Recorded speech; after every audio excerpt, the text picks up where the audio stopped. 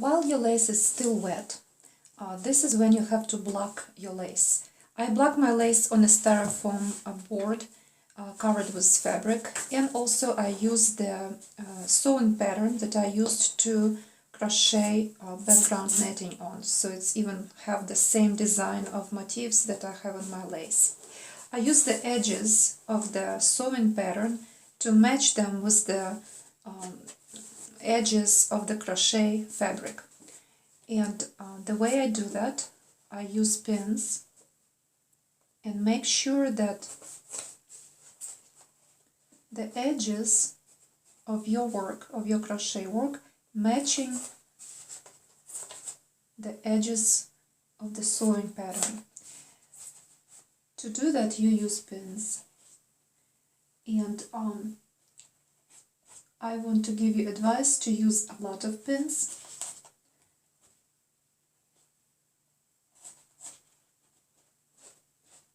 To help you make these edges straight, because after washing the crochet work, you will notice that the edges, motifs and everything will be disfigured. It will lose shape after washing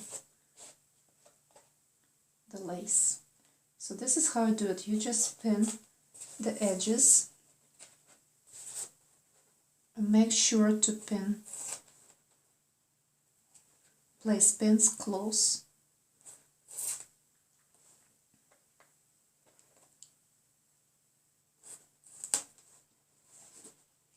This way you will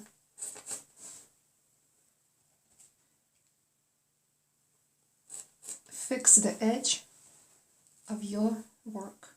Sometimes crochet lace shrinks, and what you will need to do as you go along the edges, pull on the slightly, don't pull very much, but slightly pull on the edge to match the edges of your work with the edges of the sewing pattern that is drawn on the piece of canvas.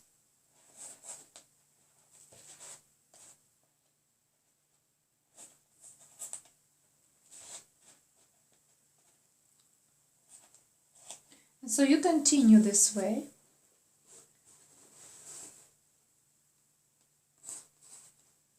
Of course, you will later need more pins between, because as you pull on your work and it's trying to give it the right shape, you want those edges to continue being straight. So sometimes you will notice that it's not the easy part. So this when you use a lot of pins.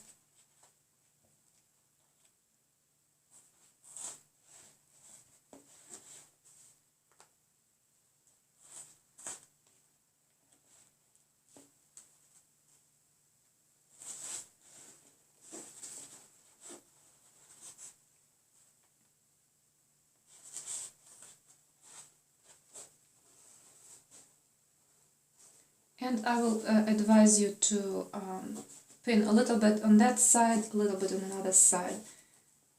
This way you will stretch your work evenly at the same time on all sides, because the stretch is needed. You will notice that your work will shrink a little, but netting have tendency to stretch, so you need to stretch all this evenly on all sides of your lace. And so continue doing this and matching all the edges of your lace. The edges are very important at first. Then after you will finish with edges, this is when you can come and look at the motifs, and basically they are very well behaved, and you don't have to pin them. But if you notice that the edges kind of like here curled and are not staying the way you want them to stay, so the place that is kind of going up, just push it down with your fingers and pin it with the pin to the board also. But deal with motifs at the very end of your work when the edges are done. And if you see that picots are also not as pronounced as you want them to, so this is when your pins will come handy. Just push the place the pin through the picot that is not shaped very well and pin it to the padding board like this. So this is basically how you do this, and continue this way until everything will be pinned well. Every side is shaped, fixed the way it should be.